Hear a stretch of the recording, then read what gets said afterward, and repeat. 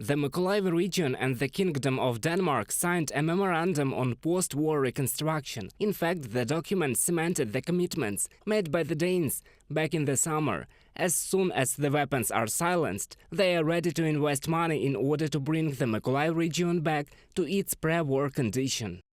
First of all, I convinced the Danes that we want not just reconstruction, but bilateral cooperation, which will be useful for both the Mykolaiv region and Denmark. It is important for us to rebuild not only housing, but also industry, because these are jobs, the availability of which will encourage people to return to region. That is why I told my guests a lot about local business opportunities, about our industry, which may be of interest to Danish entrepreneurs. Anna Zamazeyeva, head of the Mykolaiv Regional Council, on Facebook.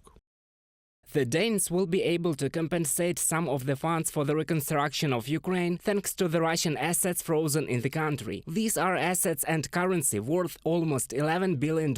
Products already purchased and paid by Russia, such as metal and iron ore, which were in Danish ports last year, and also the Russians' money that was kept in Danish banks. Denmark promised to transfer a part of the funds for the post-war reconstruction of the Mykolaiv region back in the summer. Nice to meet you. You too. Good How to are meet you? Fine, how are you doing? You're very welcome. Thank you so much. Good to see you.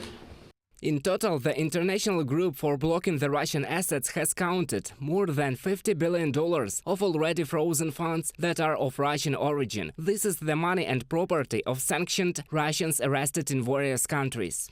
As Russia's war of aggression continues, members of the Russian elites, proxies and oligarchs task force remain determined in their commitment to impose steep costs on Russia. The Russian elites, proxies and oligarchs task force will continue to identify, locate and freeze the assets of sanctioned Russians, with the aim of depriving the Kremlin of the funds it needs to fight its illegal war. From the joint statement of the Russian elites, proxies and oligarchs task force on the website of the U.S. Department of the Treasury. Most Russian assets are blocked in the United States, where the Federal Reserves of Russia were kept. Among European countries, Belgium is the leader. Brussels has also succeeded in blocking large money transfers whose participants are Russian-linked individuals or companies.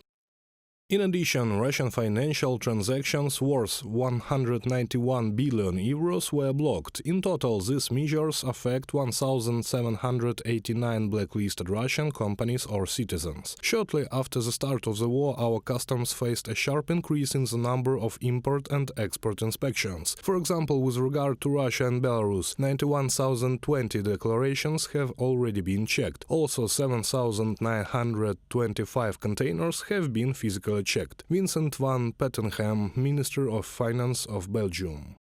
Now both the United States and European countries are working on the development of a mechanism for the transfer of frozen Russian assets to Ukraine. Part of the funds is expected to be used to compensate Western countries for the transfer of weapons to the Ukrainian army. The rest will be used for the post-war reconstruction. In total, the damage that Russia has inflicted on Ukraine is estimated at 2 trillion Ukrainian hryvnias. Reported by Roman Smoler, Bogdan Maksimets, Mikita Babenko, UATV News.